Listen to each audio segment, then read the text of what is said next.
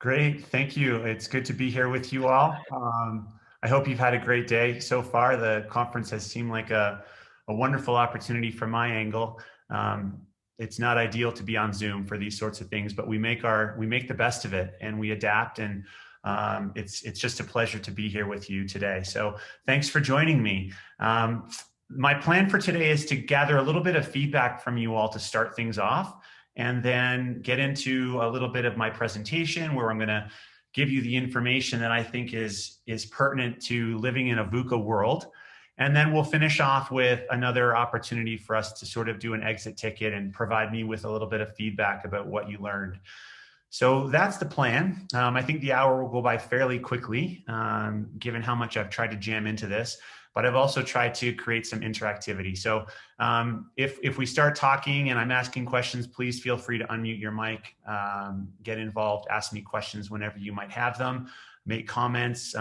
This really is about our experience together and not just about what I have to offer, but what we have to offer collectively. So I think I'm going to start by asking you guys to go to a Padlet. So let me just get the link and I'm going to put it into the Zoom chat so that you can just click on that link.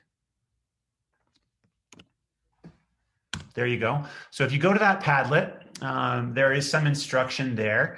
And essentially what I'm looking for is for you to describe for me before we even start, just through a new post to the Padlet, click the little plus button down in the right-hand corner, and tell me what your North Star is. So my background, I'm from Canada. I was born and raised in Canada, and the North Star is this iconic light in the sky that always tells us where north is located. And so when we're talking about education, we're talking about who we are as teachers, as administrators, as team leaders. We want to talk about where we're headed.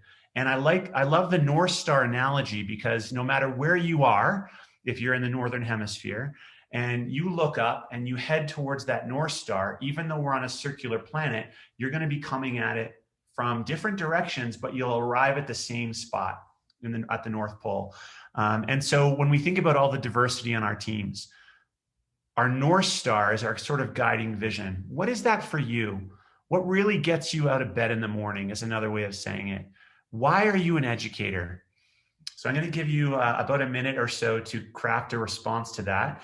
And as you do, have a look at what everyone else is saying, and give some thought to where this group is coming from when we think about what motivates us and what's driving us to be absolutely amazing educators.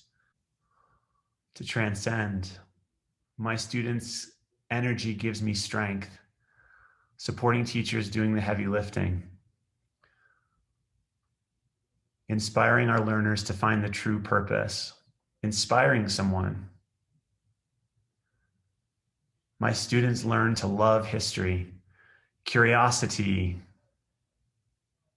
It makes me feel proud to be able to provide our students a safe environment. Inspiring someone. I consider myself a lifelong learner, curious about so many things in the world. I hope to spark the same critical curiosity in my learners. My North Star is contributing and helping teachers and students. Oh, it just jumped around there. There we go. Helping teachers and students to find the spark. I'm an educator because it's a hands-on approach to transforming society. Sustainability, ensure we can live on this planet. Great. So I think most of you have got something in there now. And I'd like to just see the sort of temperature of the room. Read through these. And you've got one vote. You cannot vote for your own. I want you to go and vote for one of these by clicking on the thumb up. Don't do the thumbs down. That shouldn't be in there. That's my mistake. Let's stay positive. But the thumbs up for the one that is not your own, that sort of inspires you or touches you the most. I'll give you about 30 seconds to go and cast those votes. Supporting others is getting some votes. Hands-on approach to transforming society. Transcend. There's a common theme here. inspiring someone. Awesome. Well, thank you for going through that that little procedure with me. It helps me to know where we're coming from as we delve into this concept of change within schools and where we're headed and what our North Star might be. Something that I believe is critically important always, but in particular right now during a pandemic, during this crazy time that has thrown our world into upheaval and has really caused us to have to reshape and rethink how we approach school and how we approach education. So I'm going to try to get into this in a little more detail. I'm going to share my screen with you all and go to a presentation that will help me to structure this conversation. So hopefully you can see me still as I talk. If not, yeah, awesome. Maybe I can spotlight myself here too. Spotlight for everyone. There we go.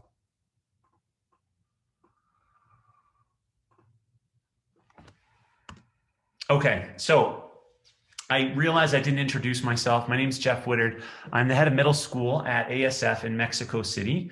And this is my first year as a head of school. I'm coming from Canada, where I spent my entire upbringing, my adult years, my education, and my career to this point. I worked for about 17 years in two independent schools in Canada, Royal St. George's College and Hillfield Strathallan College. And those were really formative times for me in education. They taught me, you know, how to teach, obviously, and why. And I was reminded of why I got into teaching and education through those 17 years. But I think most importantly, I realized that I want to be a part of the change that's happening in education. I don't want to just simply be pulled along by the change. I wanted to be at the front of it, and I wanted to help to shape that change as we move forward. I became passionate about that, and that has really helped to guide me in terms of the decisions that I've made over the last couple of years. So going back to the winter of 2020, or the spring, as this photograph suggests, there's the CN Towers in the background over my shoulder. I'm with my wonderful wife, Jennifer. We're out on Lake Ontario, and we're back in Canada after having signed our contract at ASF in Mexico. It was a really crazy time in our lives. We had no idea that we'd be moving to Mexico after you know, even a month earlier than this. We had no idea, and this change just sort of came upon us, this opportunity, and we went through a process of, you know, weighing the pros and cons, figuring out what would be best for our family, and ultimately decided to sign the contract, take the leap, sell all of our earthly possessions in Canada, and move to Mexico. And we did that in February. And then, as you all are aware, by March of last year, COVID-19 had hit. And this flu that we've been hearing about in the winter really hit home when it became a global pandemic. I was actually in Mexico City doing some interviewing to hire a dean of students, a vice principal in the middle school, the very week that schools in Mexico shut down. So I arrived in Mexico City on like a Wednesday, and I was touring the school on Thursday, and on Friday we were interviewing all these candidates. And throughout that day, as I leave the boardroom and talk to people, I'd catch an inkling of what was going on in the school around me. And I realized that, oh my gosh, this school is talking about shutting down as of today. And so this was a Friday, and they were talking about not opening on Monday because of the pandemic. And so the next day I flew home, got back to Canada. While I was in the airport that night, there were, I don't know, dozens and dozens of other Canadians fleeing Mexico City because we'd heard rumors that perhaps the airports would be shut down and maybe we wouldn't be able to get back into the country. It was all very uncertain at that time. We didn't know anything. There was a lot of ambiguity about what was happening in the world. But I made it back to Canada, and sure enough, that very next week, schools were shut down in Canada. They were shut down in Mexico. They were starting to shut down in the United States, and the world went into upheaval. The world was thrown on its side, and you know, specifically the world of education. And none of us could have anticipated what that all meant. None of us had any any real understanding of how long it would go on or what the impacts would be. We just knew that schools were shutting down. In Mexico City at ASF Mexico, we decided to move, and I wasn't part of the decision-making process at that point. I had just been hired, but I didn't actually start my contract until July. And so the leadership of the school at that time had decided to shift to an online modality. That online modality, it wasn't painless. It wasn't smooth. There was a lot of uncertainty and ambiguity and uncomfortableness that resulted from that, not just for the students, obviously, but the teachers and the administrators and the parent communities. And then it went on and it went on and it went on. And I started my position in August. We opened August 10th for online learning. First time ever the school has opened in its over 100-year history, not face-to-face on campus. And nobody really knew what that meant or what the impact would be, but we went with it. And then we arrived here in February, and we've learned a lot of lessons through this process as a school. Our teachers have had to shift their curriculum and their instruction practice from a face-to-face modality to an online modality seamlessly overnight. They did it. They've blown me away by their capacity for change and their flexibility and their willingness to do this. And we go on, and it's not easy, and it's been a difficult situation. But this pandemic and this change in my career, starting as a head of school in the year 2020, changing countries, learning a new language, taking my family to a new country and throwing them into a new school, all during this pandemic, has taught me a lot about who I am and what I want to be going forward as an educator.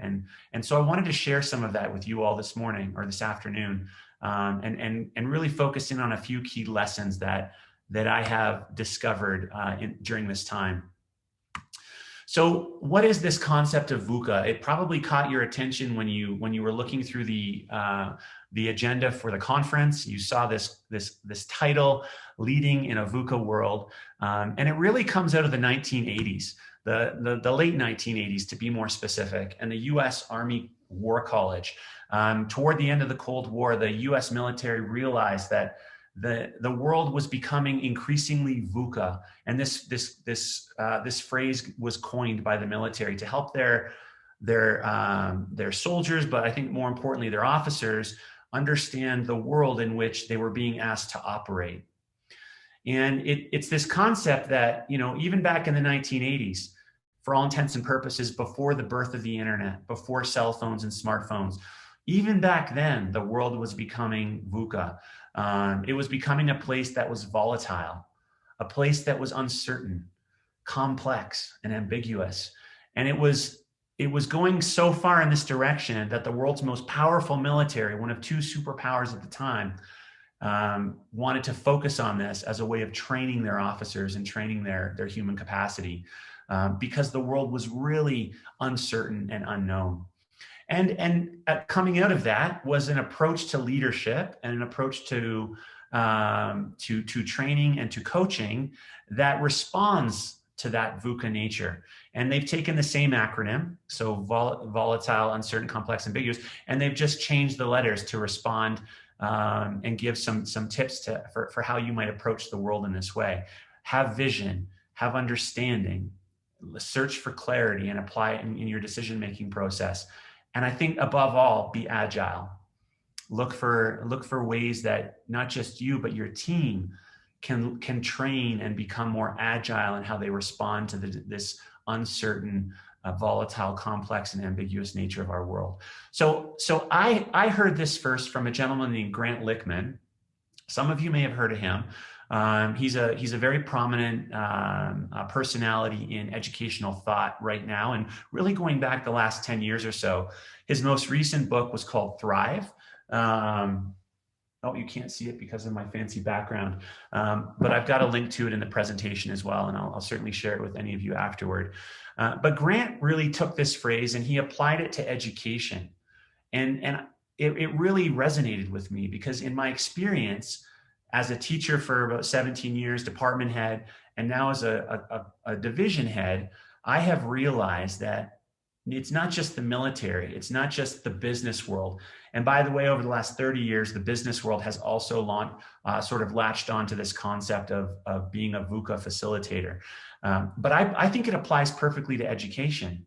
We're constantly being asked to change, to improve ourselves. And yet we don't really know what tomorrow holds. And we're being asked as educators to, and as leaders within education, to create systems, to promote systems that will respond to the needs of tomorrow. But we don't know what those are. And today, more than ever, we don't know what those are. We don't know what, whether or not we're even going to, in a more specific example, open as a school in August. We don't know if we're going to finish our year in an online modality. We don't know if there's going to be graduation. We don't know what impact this pandemic is having on this cohort of children. We don't know what the long-term implications will be for this generation.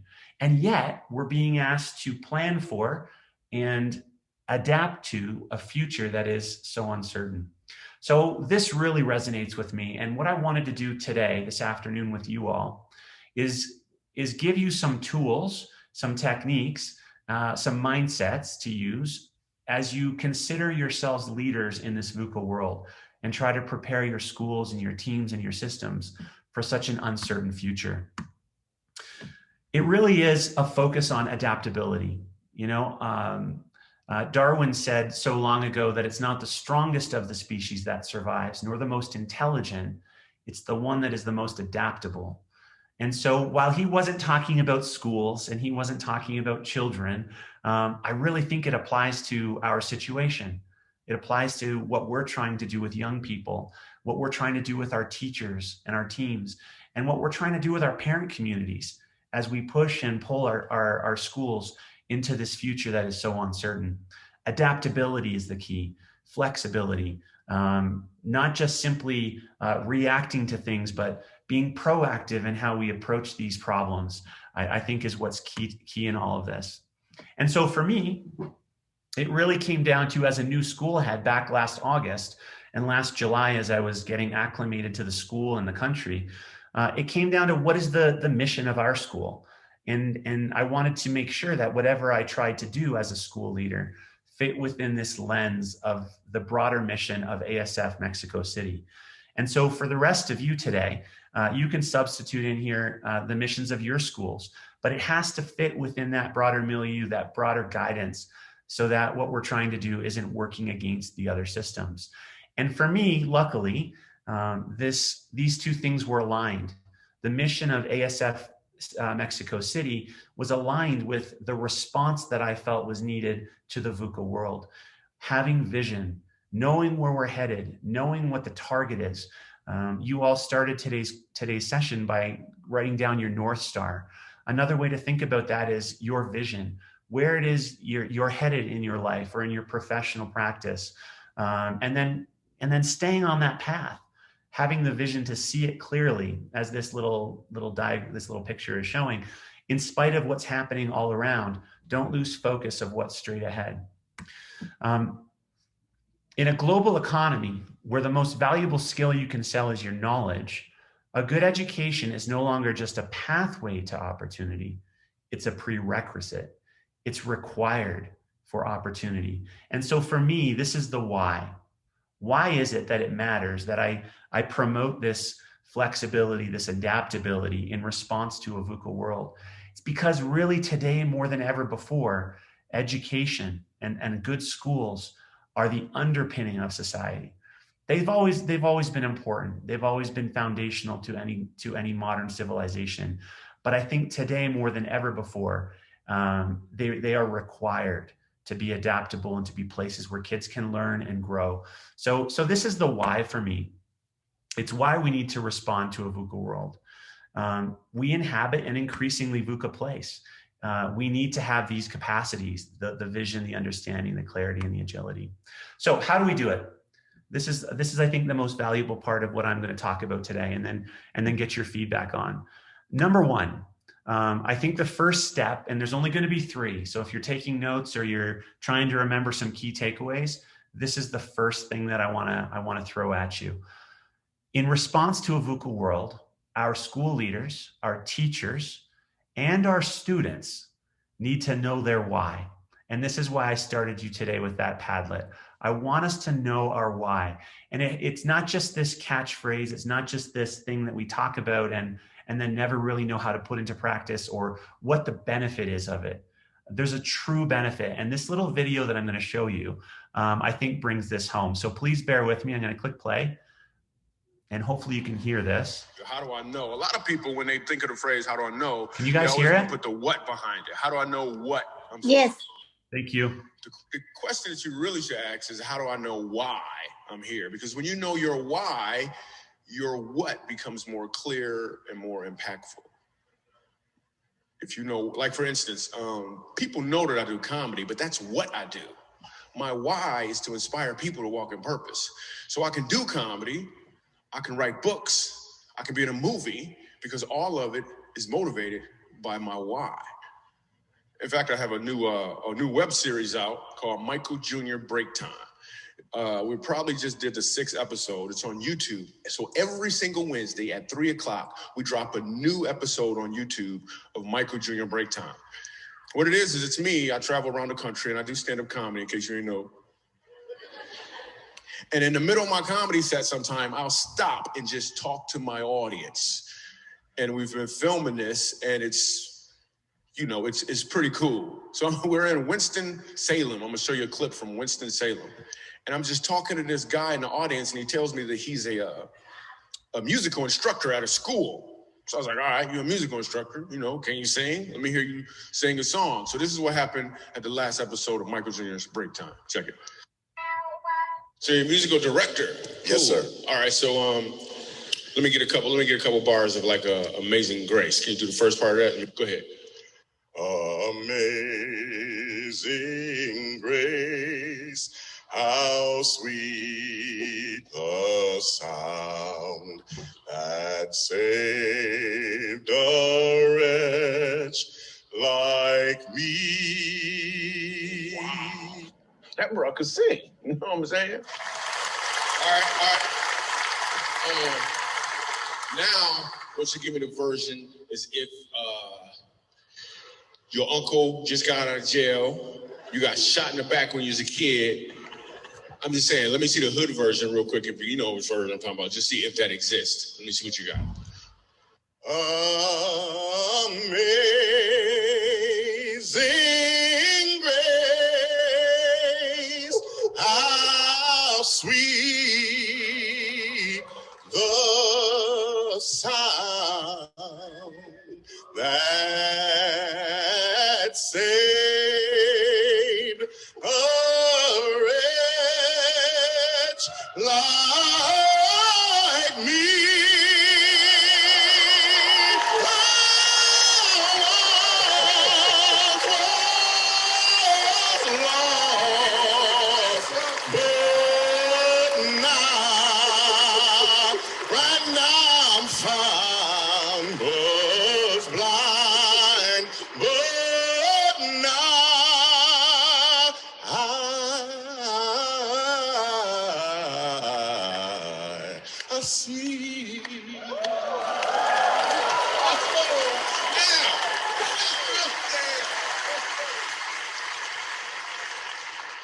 Okay,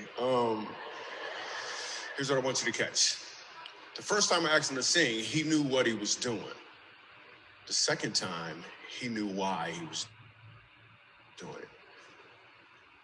When you know your why, your what becomes more impactful because you're walking towards or in your purpose.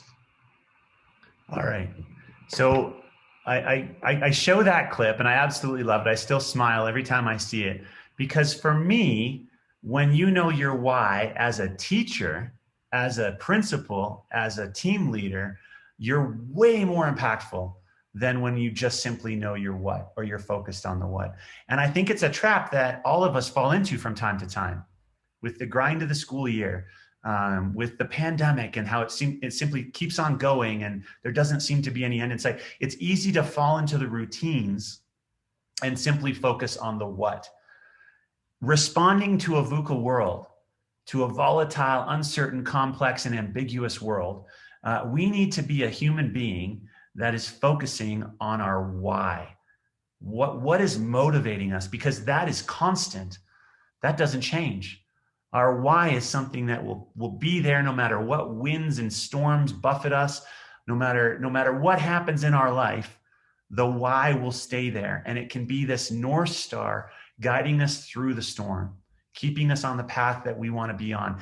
And I think as teachers within our classrooms, our students will see that, and they'll be drawn to it like moths to a flame. And within our school structures, as leaders, as heads of school and vice principals and directors, our teams will be drawn to it like moths to a flame. It's contagious, it's inspiring, and it's powerful. So step number one for me is know your why. And I'm just going to try to advance the slides here without playing that. There we go. When we know our why, we're better versions of ourselves. We're more inspiring to others, and we're less likely to be blown off course. Step number two, and some of you, most of you have probably seen this YouTube clip. I'm only going to show you a short portion of it to make my second point. But this is part of like an 18-minute TED Talk that you can watch if you haven't seen it.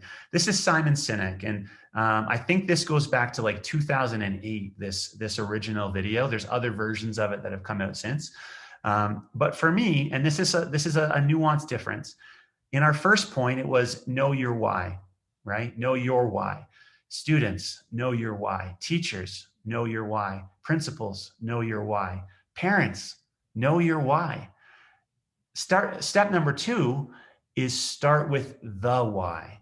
Start with the why. And this is a different way of thinking about inspiring others and capturing the attention of others and motivating others. So I'm going to show you this little clip. We'll talk about it afterward, and then we'll move on.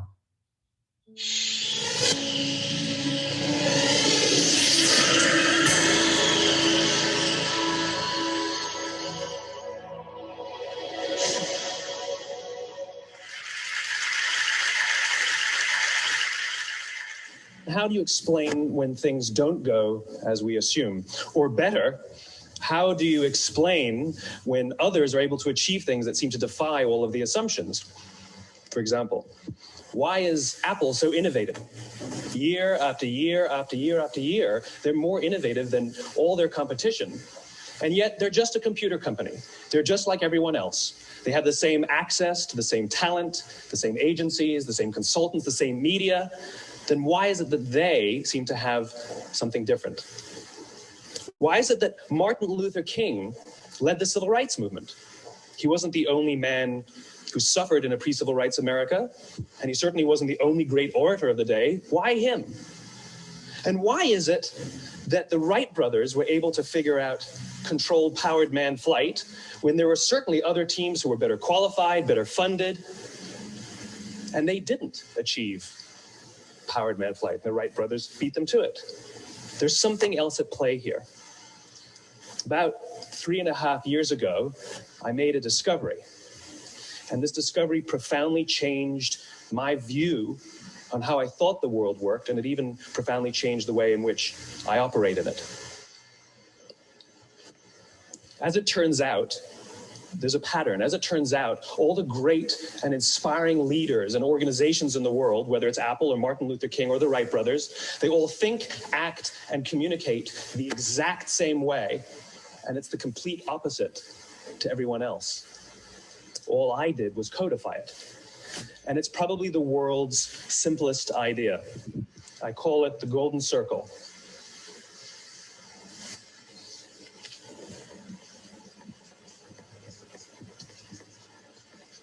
Why, how, what? This little idea explains why some organizations and some leaders are able to inspire where others aren't. Let me define the terms really quickly. Every single person, every single organization on the planet knows what they do, 100%. Some know how they do it, whether you call it your differentiating value proposition or your proprietary process or your USP. But very, very few people or organizations know why they do what they do. And by why, I don't mean to make a profit. That's a result. It's always a result. By why, I mean, what's your purpose? What's your cause? What's your belief? Why does your organization exist? Why do you get out of bed in the morning? And why should anyone care? Well, as a result, the way we think, the way we act, the way we communicate is from the outside in. It's obvious. We go from the clearest thing to the fuzziest thing. But the inspired leaders and the inspired organizations, regardless of their size, regardless of their industry, all think, act, and communicate from the inside out. Let me give you an example. I use Apple because they're easy to understand and everybody gets it. If Apple were like everyone else, a marketing message from them might sound like this. We make great computers. They're beautifully designed, simple to use, and user-friendly. Want to buy one? Meh. And that's how most of us communicate. That's how most marketing is done. That's how most sales is done. And that's how most of us communicate interpersonally. We say what we do. We say how we're different or how we better, and we expect some sort of behavior, a purchase, a vote, something like that. Here's our new law firm. We have the best lawyers with the biggest clients. We have, we always perform for our clients, do business with us. Here's our new car. It gets great gas mileage. It has, leather seats. Buy our car. But it's uninspiring. Here's how Apple actually communicates. Everything we do, we believe in challenging the status quo. We believe in thinking differently. The way we challenge the status quo is by making our products beautifully designed, simple to use, and user-friendly. We just happen to make great computers. Want to buy one? Totally different, right? You're ready to buy a computer from me. All I did was reverse the order of the information. What it proves to us is that people don't buy what you do, people buy why you do it. People don't buy what you do, they buy why you do it. This explains why every single person in this room is perfectly comfortable buying a computer from Apple. But we're also perfectly comfortable buying an MP3 player from Apple, or a phone from Apple, or a DVR from Apple. But as I said before, Apple's just a computer company. There's nothing that distinguishes them structurally from any of their competitors. Their competitors are all equally qualified to make all of these products. In fact, they tried. A few years ago, Gateway came out with flat screen TVs. They're eminently qualified to make flat screen TVs. They've been making flat screen monitors for years. Nobody bought one. All right, so I challenge you all to watch the rest of that. He's a thrilling, really brilliant thinker in terms of change and what motivates people. But I think my takeaway and why I'm including this as my number 2 is because I want my students as an educator, my teachers as a leader, my parents as a broader community to really buy into what we're trying to sell as a school. And it's not just the what. The what's important. The what is what takes up so much of our time. The marking, the grading, the assessments, the report cards, the what of education. But if we can convince people why we're doing it first, and it starts with our kids in the classrooms, they're that much more likely to unlock their learning and become engaged and passionate learners. And it will trickle up through our entire system. So that's number 2. I did it again. Know your why. Start with the why. Sinek calls it the golden circle or the golden rule. And it starts with explaining from the inside outward rather than the outside inward on the diagram. And like he said, and I agree with him in an educational context, all too often when we go through change processes and we try to inspire others, we start with the what. So give that a little bit of thought as well. People don't buy what you do, they buy why you do it. It's a mindset that can be applied to education. When people know the why, they're less likely to be thrown off course in a volatile, uncertain, complex, and ambiguous world. They're going to follow you. They're going to allow themselves to be led. They're going to trust, and the system will be that much healthier for it. All right, step 3. This is the final step. And this is really where the talk comes from for me in my work with Grant over the last couple of years.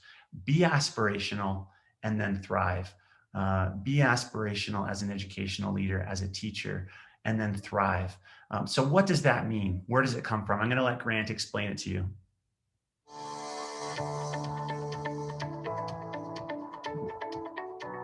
My name is Grant Lixman. I'm an educator, and I'm really excited about this new book, Thrive. how schools will win the education revolution. So in 2012, I recognized that education was finally starting to engage this critical conversation, recognizing that yes, the world really is changing around us and we can't stay the same we have for decades, perhaps even for a century and a half.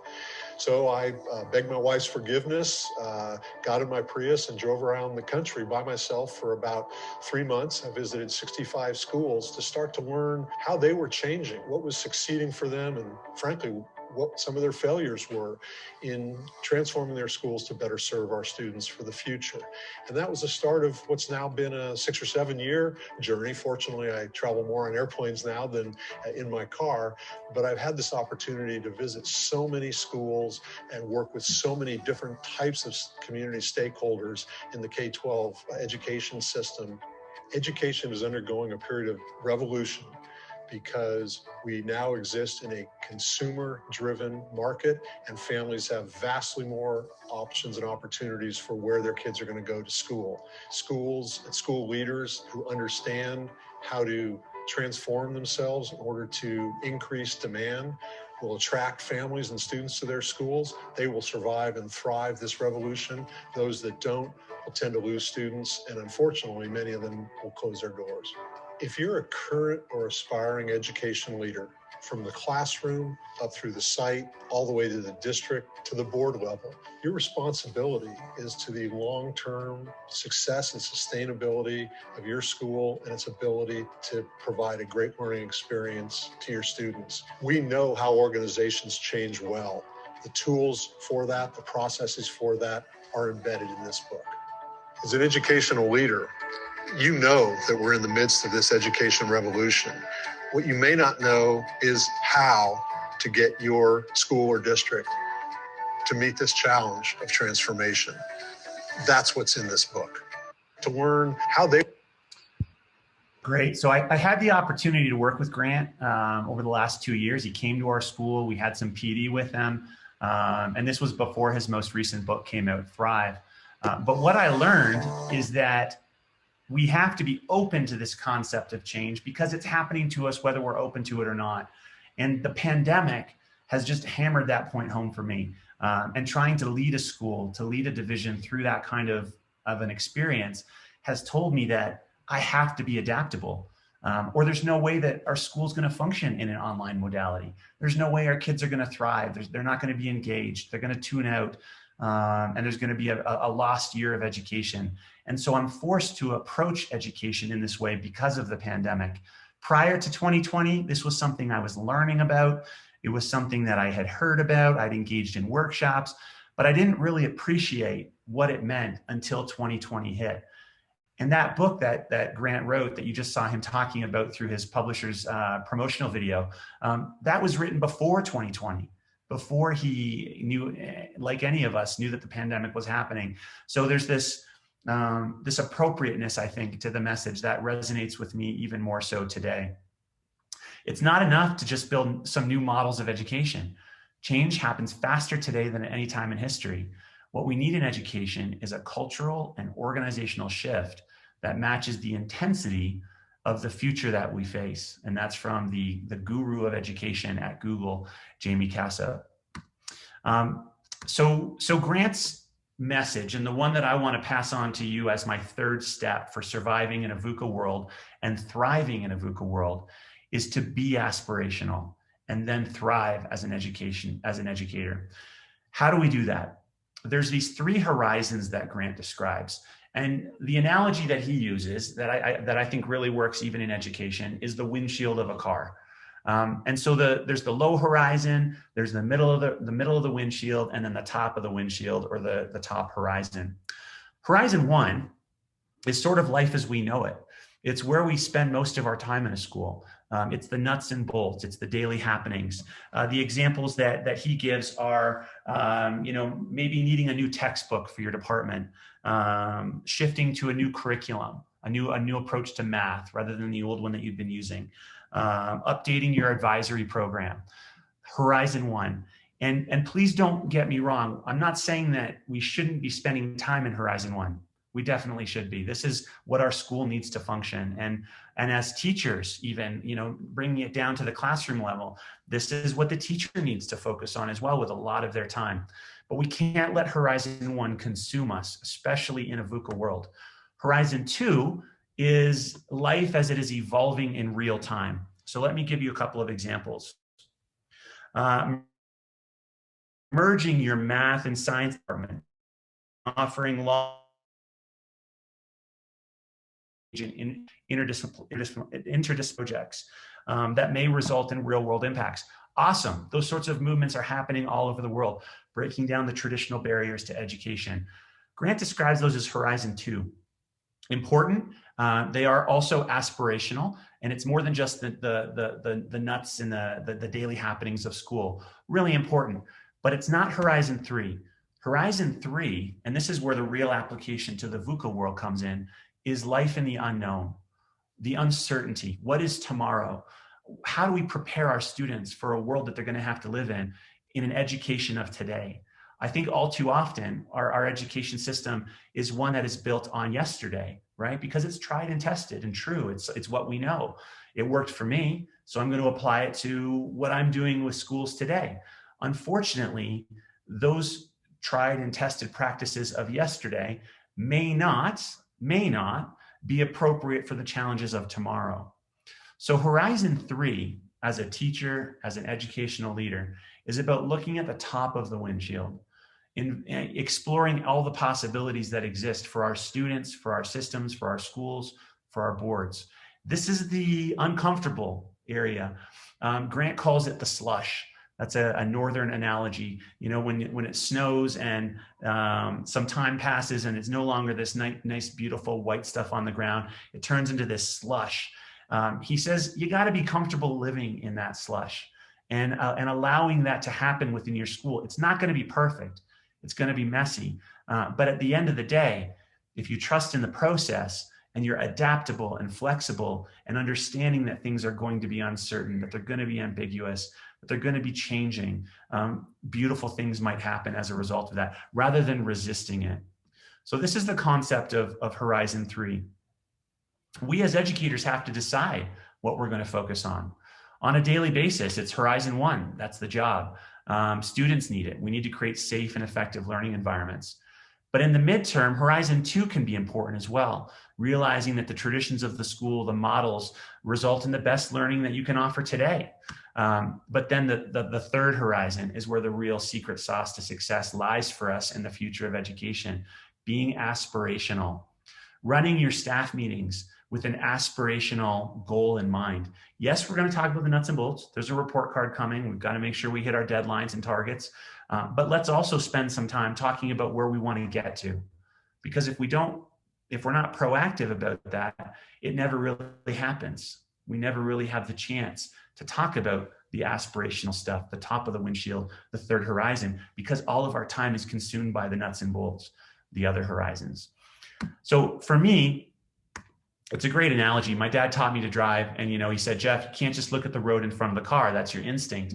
You got to look at where you're headed. And if you do that, something magical happens. You stay in the lane. You stay in the lane if you look straight, if you look off into the distance and know where you're headed. And so that's the analogy that Grant is making as well for our schools. We want to make sure that we spend some time, some real substantive time, looking at the top of the windshield. And that happens because we let people know the why. We let them know why we're doing it, and they're inspired by that. It's not just that we're telling them to do it and, there's these 6 or 7 things that we have to work through. There's a reason behind it, and we're going to start with that reason. We're going to start with the why and let that inspire people. And so that's what I tried to model for you guys today. We started with the why. What motivates you? And I'm wondering at this point if that why maybe is changing for you in your mind. What is it that motivates you as an educator? Let that inspire your children, your students. Let that inspire your teams and your schools. And I think that we're going to see, like that singer in the Michael Jr. example, when he knew what he was doing, Michael Jr. asked him, sing from The Amazing Grace, sing a few bars of it. The guy was a music teacher. He knew the what of that. He's done it every day for 25 years. He knew exactly how to sing that song, and he sang it well. It was beautiful, the first rendition. But then when Michael asked him to focus on why he was doing it, think about your past, think about your upbringing, think about what this song really means to you. Oh my gosh, the song was completely different in version 2. It gives you chills. I've seen it maybe 10 times and I still get chills every time I hear that guy sing that second version of the song. It's because he knew his why. So when I, as a principal or as a teacher or a coach or a father or a husband, or you fill in the blanks, when I know my why, I'm going to be the better version of myself, and I'm going to be better able to navigate the storms of a VUCA world that are uncertain and unknown. We just know they're out there, but we don't know what they are. And if we're grounded and anchored in that way, I think we're going to have a better opportunity to overcome them. So those are my 3 takeaways, my 3 tips that I have learned and applied for myself during this crazy year of becoming a school head. And I'm hoping that it helps you all as well in terms of how you think about what you're doing and why you're doing it, or perhaps why you're doing it first and then what you're doing as well. The aspirational thinking, the thriving will come also. So I'm hoping at this point, we've got about 15 minutes left. I've got a second Padlet here, and I want to put this up and then give us some time to talk about it as a group. So I'm going to put this in the Zoom chat. Stop sharing screen, chat. There you go. So go to that Zoom link, add a post for this, sorry, not Zoom link, this Padlet link, and then we're going to discuss it as a group with the last couple of minutes.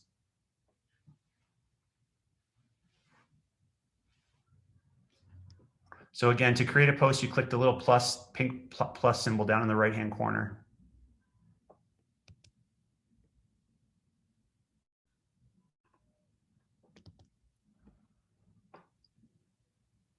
Hey, Jeff, can you send me the link? I joined you late. Oh, no problem. Jeff, I think you sent it just in Oh, a direct. I sent it privately. I apologize. All right, here you go. It's in the Zoom chat. Good to see you, buddy. Is that Stevie? It is. I can recognize your voice. How are you? Excellent. Awesome. It's good to see you too. We'll chat later.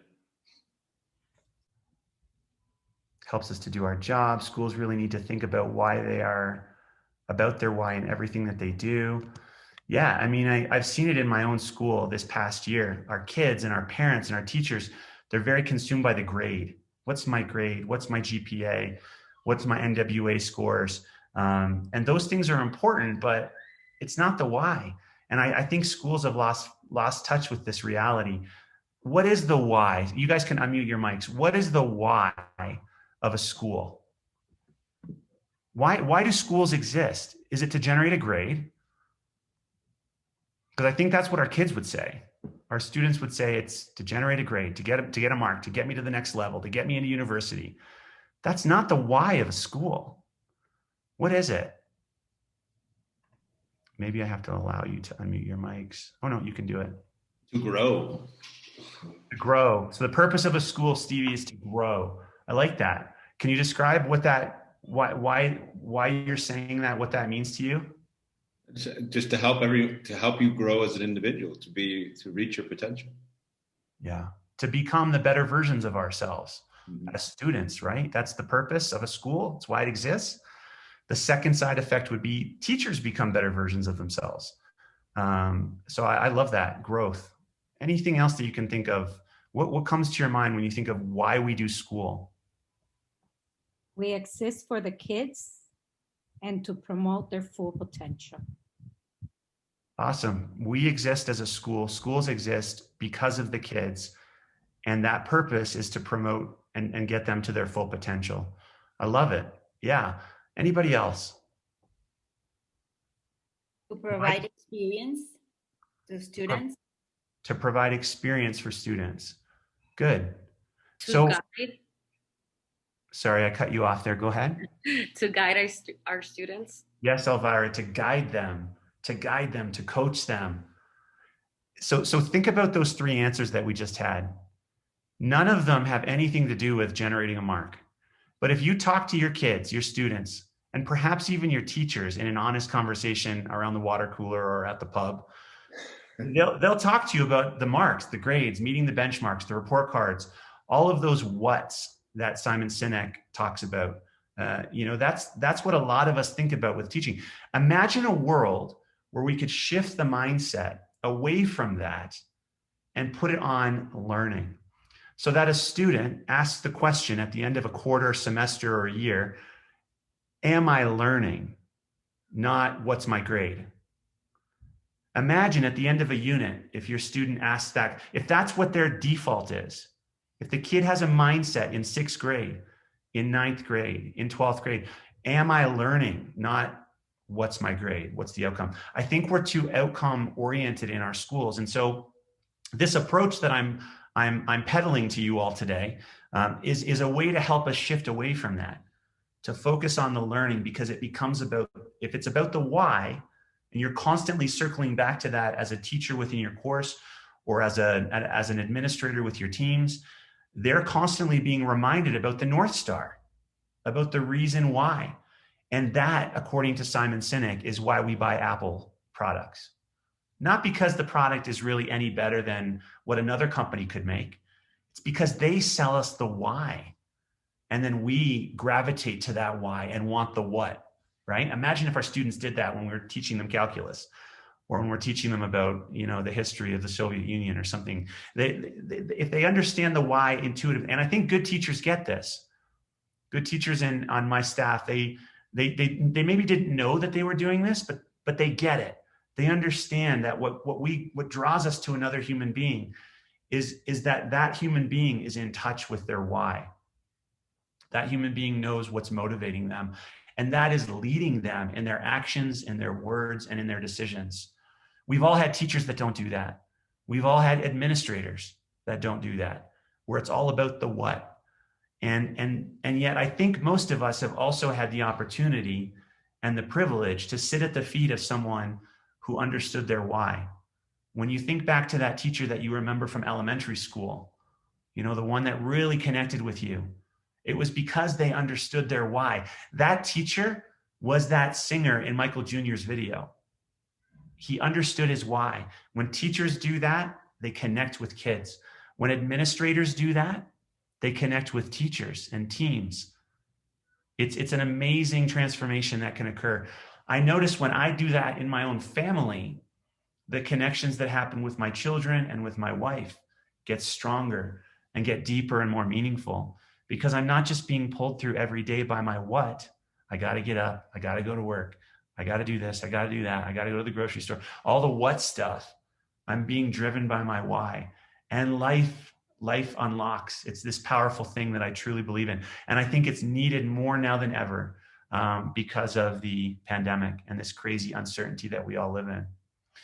Are there any other comments that you all would like to make about any of this? And maybe some of you have delved into this already. You've seen Simon Sinek. You've explored perhaps Grant Lichtman's Thrive and his approaches to learning. Any comments from the group? Awesome. So my last question for you then, and we've got about 4.5 minutes left, would be, what's stopping us from doing this? From putting our why first and allowing it to absolutely reshape the way that we interact with others and the influence that we have on them. What's stopping us from doing that? I think there's some real things that get in the way. It's happened in my own life. It's happened this year in my journey as a new head of school. What gets in the way of it? Demands from other people. Mm-hmm. All the busyness, right? And it's real stuff. It's not just something that we talk about and it's real. Having to go to my department meetings, teachers having to grade papers and plan their lessons. It consumes tremendous amounts of time, and it becomes very difficult under those pressures of daily life to actually be aspirational. Being aspirational is a luxury. And unfortunately, in education today, many of us don't have that luxury. So my last sort of takeaway for all of you as school leaders or aspiring school leaders would be to create that opportunity for your teams. Give them the time that they need to be aspirational. carve out the time, because you can't create it out of nothing, right? Carve it out of the existing time, make it a priority, give them opportunity to have aspirational time, to think about that top horizon, the top of the windshield, and to focus on their why. One of the most powerful transformative things that I've engaged in the last couple of years of my profession, and the reason I'm here with you today, is because about a year ago, I sat in a PD session at the start of the school year with my team, my leadership team, and we talked about our why. We focused on it. We put up stickies around the room. We bucketized the information. We put them into themes, and we didn't worry about the nuts and bolts of what we had to accomplish, all of those busy things that we had to do. We were given time to just focus on the why. And that shaped my entire year, and it led directly to me applying to this job in Mexico, flying down here, going to the interview, accepting the job. It's all because I started to focus on my why. Very real changes that have affected my entire family. My kids, I yanked out of school in Canada, brought them to Mexico, my wife. And then I hope my staff here in Mexico City have also benefited from this. So that's my challenge to you all. Carve out the time to focus on those three things, and to not hide from the fact that we're in a VUCA world, but to embrace it. It's a reality. It's happening to us whether we like it or not. Things are no longer predictable. They're uncertain, they're ambiguous, they're complex, and they're volatile. And if we appreciate that and sort of embrace it and go with it in the future, rather than try to hang on to our past experiences and our traditions and our models that worked for us, we'll be better equipped to navigate those challenges. So that's the message. I want to thank you all for joining me. My email is in the conference literature. It's on the website. And I'd love to hear from you all if you have any comments or suggestions. And maybe we'll meet again down the road if we cross paths in Mexico. So thank you all for being here, and I hope you have a wonderful day.